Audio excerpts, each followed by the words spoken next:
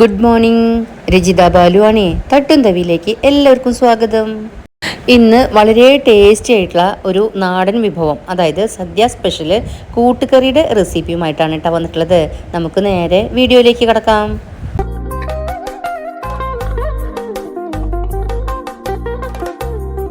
കൂട്ടുകറിയെന്ന് കേൾക്കുമ്പോഴേ അറിയാലോ അല്ലേ, ഒന്നിൽ കൂടുതൽ കഷ്ണങ്ങൾ എന്തായാലും ഉണ്ടാകുമെന്ന്.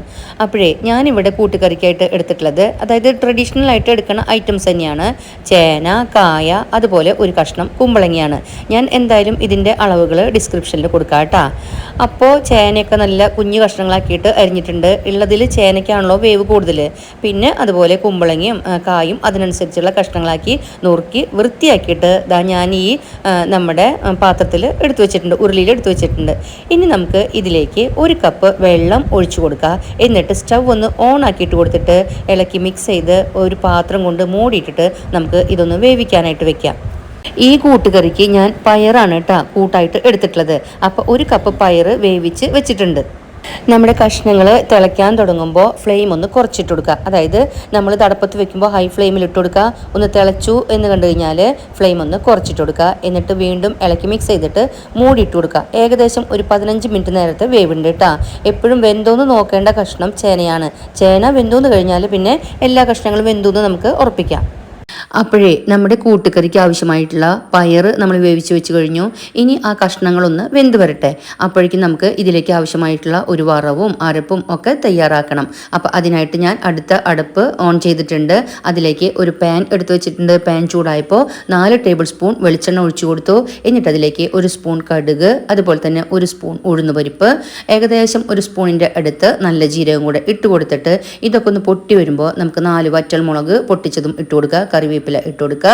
അതിനുശേഷം ഒരു 6ഓളം ചെറിയ ഉള്ളി സ്ലൈസ് ചെയ്തതും ഒരു ചെറിയ കഷ്ണം ഇഞ്ചി സ്ലൈസ് ചെയ്തതും 3 വെളുത്തുള്ളി അല്ലിയും കൂടെ ഇതിലേക്ക് ഇട്ട് കൊടുത്ത് നന്നായിട്ടൊന്ന് മിക്സ് ചെയ്തതിന് ശേഷം 1.5 കപ്പ് ചെറിയ തേങ്ങയും കൂടെ ഇട്ടിട്ട് ഒരു ബ്രൗൺ കളർ ആവുന്നത് വരേക്കും അതൊന്ന് വറുത്ത് കോരിയെടുക്കുക.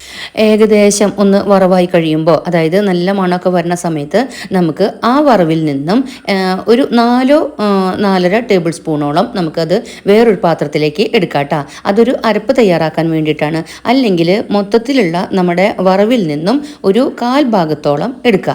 അപ്പോൾ ആ എടുക്കണ സമയത്ത് ആ ഇഞ്ചിയുടെയും വെളുത്തുള്ളിയും അടങ്ങിയിട്ടുള്ള പോർഷൻ ഇതിലേക്ക് ഉൾപ്പെടുത്തുക, അരക്കിണയിലേക്ക് ഉൾപ്പെടുത്തുക കേട്ടോ. അപ്പം ഞാൻ അതുപോലെ കണക്കാക്കിക്കൊണ്ട് ഒരു ചെറിയ ഭാഗം മാറ്റി വെച്ചിട്ടുണ്ട്. അതിനുശേഷം വീണ്ടും നമ്മൾ ഇതുപോലെ നല്ല ബ്രൗൺ കളർ ആകുന്നത് വരേക്കും അതൊന്നും കൂടെ വറുത്തതിന് ശേഷം സ്റ്റവ് ഓഫ് ചെയ്യുക. എന്നിട്ട് അതിലേക്ക് 1 സ്പൂണോളം കുരുമുളക് പൊടിയും കൂടെ ഇട്ട് കൊടുത്തിട്ട് അതൊന്ന് വരേക്കും ഇതുപോലെ ഇടയ്ക്കിടയ്ക്ക് അതിനെ ഒന്ന് ഇളക്കി കൊടുക്കുക. അപ്പോഴേക്കും നമ്മുടെ കഷ്ണങ്ങളും നന്നായിട്ട് വെന്ത് വന്നിട്ടുണ്ട്. അതിലെ വെള്ളമൊക്കെ ഒന്ന് വറ്റിയിട്ടുണ്ട് കേട്ടോ.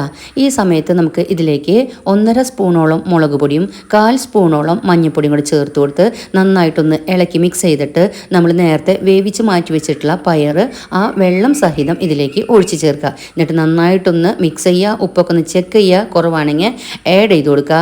അതിനുശേഷം 2 പച്ചമുളക് കീറിയതിട്ട് കൊടുക്കുക. അതുപോലെ തന്നെ ഒരു ശർക്കര അച്ചിൻ്റെ പകുതിയോളം ഇതിലേക്ക് ചേർത്ത് കൊടുക്കുക.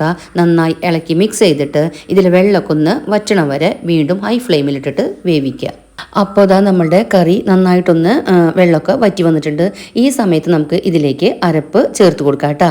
അരപ്പ് ചേർത്ത് നന്നായിട്ടൊന്ന് ഇളക്കി മിക്സ് ചെയ്തതിന് ശേഷം നേരത്തെ പറഞ്ഞ പോലെ ഉപ്പൊക്കെ ഒന്ന് കുറവാണെങ്കിൽ ഈ സമയത്തും ആഡ് ചെയ്യാം കേട്ടോ. എന്നിട്ട് നന്നായി ഒന്ന് മിക്സ് ചെയ്തതിന് ശേഷം നമുക്ക് ഇതിലേക്ക് വറവ് ചേർക്കാം. അരപ്പ് മാക്സിമം വെള്ളം അധികമാവാതെ അരച്ചെടുക്കണം കേട്ടോ. അതുപോലെ തന്നെ മധുരം നമ്മുടെ ഓരോരുത്തരുടെ ഇഷ്ടാനുസരണം കൂട്ടേ കുറയ്ക്കുകയൊക്കെ ചെയ്യാം. ഇപ്പോൾ ഇതുപോലെയാണ് ഇരിക്കുന്നതെങ്കിലും കൂടിയിട്ട് ഇത് പാത്രത്തിൽ ഇരുന്നിട്ട് ഈ കറി ഒന്നും കൂടെ കുറുകും കേട്ടോ. ശരിക്കും നമ്മൾ കുത്തലിശ്ശേരി എന്നും കൂടെ ഈ കറിക്ക് പറയാറുണ്ട് കേട്ടോ. ഇലയിൽ കുത്താവുന്ന രീതിയിൽ തന്നെ ഇത് ആവും. അപ്പോൾ നമ്മൾ പാകമായി എന്ന് കണ്ടപ്പോൾ ഇതിലേക്ക് നമ്മൾ നേരത്തെ മാറ്റി വെച്ചിട്ടുണ്ടായിരുന്ന വറവും കൂടെ ചേർത്ത് കൊടുക്കുകയാണ് കേട്ടോ. വറവൊന്ന് ചേർത്ത് മിക്സ് ചെയ്തതിന് ശേഷം നമുക്ക് സ്റ്റവ് ഓഫ് ചെയ്തിട്ട് പാത്രം അടച്ചു വെക്കാം. പിന്നെ സെർവ് ചെയ്യണ നേരത്ത് തുറന്നാൽ മതി. അതുപോലെ തന്നെ നമ്മൾ വറവ് കൊടുക്കാനായിട്ടുള്ള സമയത്തോ അല്ലെങ്കിൽ അതിന് തൊട്ട് മുമ്പേ നമ്മൾ അരപ്പ് കൊടുക്കുന്ന സമയത്തോ അരപ്പ് കൊടുക്കുന്നതിന് തൊട്ട് മുമ്പോ ആയിട്ട് ഏകദേശം 1 ടേബിൾ സ്പൂണോളം നെയ്യും കൂടെ ചേർക്കണത് നല്ലതാണ് കേട്ടോ. നല്ല സ്മെല്ലായിരിക്കും, നല്ല ഫ്ലേവറായിരിക്കും, നല്ല ടേസ്റ്റും ആയിരിക്കും കേട്ടോ അങ്ങനെ ചെയ്യണത്. അപ്പോൾ ആ ഒരു ക്ലിപ്പാണ് ഞാൻ ഈ സൈഡിൽ കാണിച്ചിട്ടുള്ളത് കേട്ടോ. ഈ ഒരു സമയത്തൊക്കെ ഉണ്ടല്ലോ നമ്മുടെ കിച്ചണിൽ ഭയങ്കര സ്മെല്ലാണ് കേട്ടോ. അടിപൊളി സ്മെല്ലാണ്. ഈ ഒരു അളവിൽ നമ്മൾ ഉണ്ടാക്കുകയാണെങ്കിൽ, സദ്യ സ്പെഷ്യലായിട്ട് ഉണ്ടാക്കുകയാണെങ്കിൽ മറ്റ് ഒരുപാട് കറികളുണ്ടാവുമല്ലോ. അപ്പോൾ നമുക്ക് എങ്ങനെ പോയാലും ഒരു 10 പേർക്കൊക്കെ ഇത് സെർവ് ചെയ്യാം കേട്ടോ. അല്ല ഒരു നോർമൽ ഡേയിലാണ് ഇത് വെക്കണതെങ്കിൽ ചിലപ്പോൾ നമ്മൾ ഈ ഒരു കറി മാത്രമാണ് ഉണ്ടാക്കണതെങ്കിലൊക്കെ ഒരു 5 or 6 ആൾക്ക് മാത്രമേ കഴിക്കാനായിട്ട് ഉണ്ടാവുള്ളൂ. അപ്പോൾ നമ്മുടെ സൂപ്പർ കേരള ട്രഡീഷണൽ കൂട്ടുകറി ഇവിടെ തയ്യാറായിട്ടുണ്ട് കേട്ടോ. നമുക്കത് കുറച്ച് നേരം കഴിയുമ്പോൾ ഇതുപോലെ ഒന്ന് കുറുകയും ചെയ്യും, അതായത് കറി ഒന്ന് ടൈറ്റ് ആവുകയും ചെയ്യും. അതുപോലെ തന്നെ കളറൊക്കെ ഒന്ന് മാറി നല്ല ഡാർക്ക് കളറായിട്ട് കാണാനും നല്ല ഭംഗിയുണ്ട് കേട്ടോ. അപ്പോഴേ ഏത് തുടക്കക്കാർക്കും ഈ റെസിപ്പി ഈസിയായിട്ട് ചെയ്യാമെന്നാണ് ഞാൻ വിശ്വസിക്കുന്നത്. ഇന്ന് ഇത്രേ വിശേഷങ്ങളുള്ളൂ. അപ്പോൾ നിങ്ങൾ ഇതൊന്ന് ട്രൈ ചെയ്തിട്ട് ഫീഡ്ബാക്ക് അറിയിക്കാൻ മറക്കരുതേ. അടുത്ത വീഡിയോകളിലൂടെ നമുക്ക് ഇനിയും കാണാം. Till then take care, by.